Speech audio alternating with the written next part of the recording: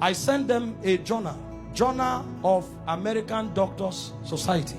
They did an investigation on the physical death of Jesus, and the conclusions they came out with. These are not Christians, these are scholars. They decided to study the physical death of Jesus. What they came up with, I only came with the pictures to show you, to give you an idea.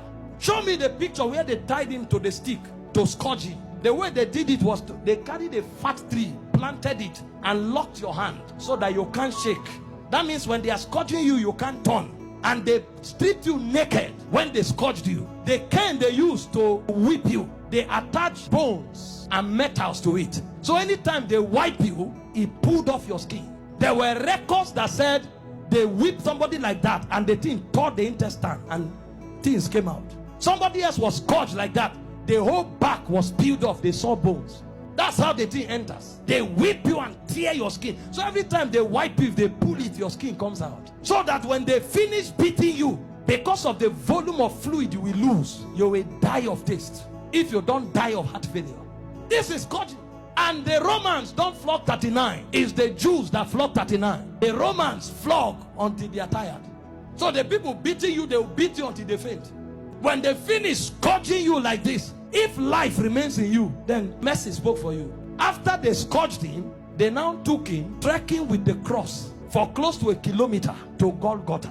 He lost so much weight that short journey he fell 3 times. He couldn't walk, and nobody would give him anything to drink. Historian said when his face was wiped, blood stains crested the mark of his face on the handkerchief.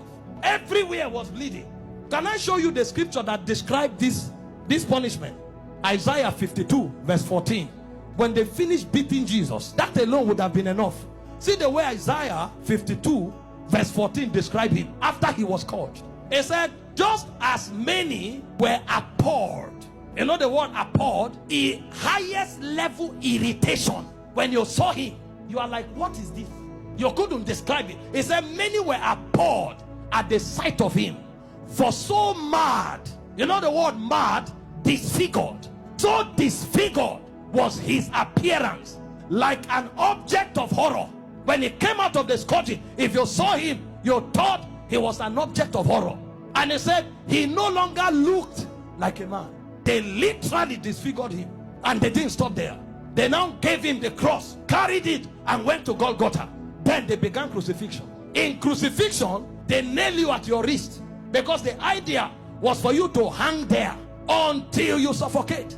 You know, the word excruciating didn't exist until the Romans started crucifying people, because the word excruciating comes from the word cruciating, and the word cruciate comes from crucifix. So it's excruciating is actually a pain you feel when you are crucified, because there's no pain in that class. When a man is crucified, his whole weight hangs on his wrist, and the only support he has are the nails on his toes. And when they crucify you, you saw a picture of Mel Gibson where you were straight. You can't be straight when they crucify you, because your back, there's no space to stand straight.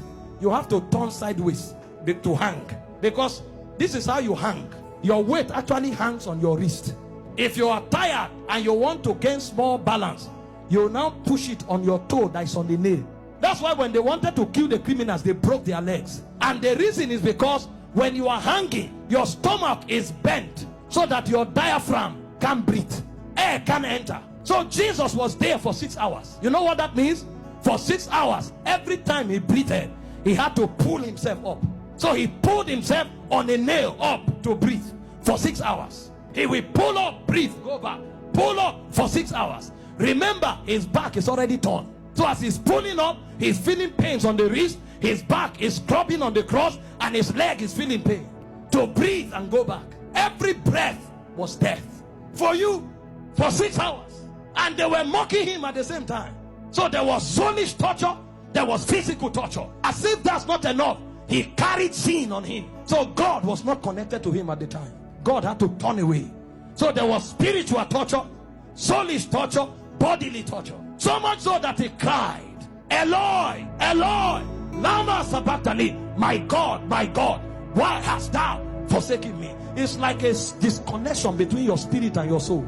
So the man was no longer alive. He died in the spirit before he died in the natural. The level of pain. We don't know what was done for us in 6 hours. And guess what? His mother was there. Can you stand naked before your mother? This is the man that the mother saw do wonders. How come? Imagine when he looked at their faces. See what you'll be interpreting. Some are saying, why? How come? Why can't you do anything today? Then the Jewish people were mocking. Physician, heal yourself. Fake prophet.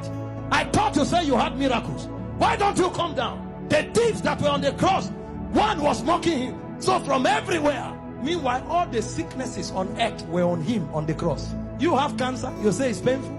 He had cancer, diabetes, hepatitis, all that day at the zenith. Because he carried sickness, he carried sin, and he carried the reproach of God. You don't know the reproach of God until you go to hell. So for those 6 hours, he was in hellfire. Until a point came when the price was paid. He looked up and said, I'm thirsty. They gave him vinegar. He said, no, that's not what I'm looking for. I'm looking for the river that flows from the throne of God. I'm looking for that which satisfies indeed. When they didn't have it to offer, he said, it is finished. And he said, Father, unto you I commit my spirit. I commit. Because they couldn't kill him. They couldn't kill. No, you don't kill him. This commandment I've received from my Father.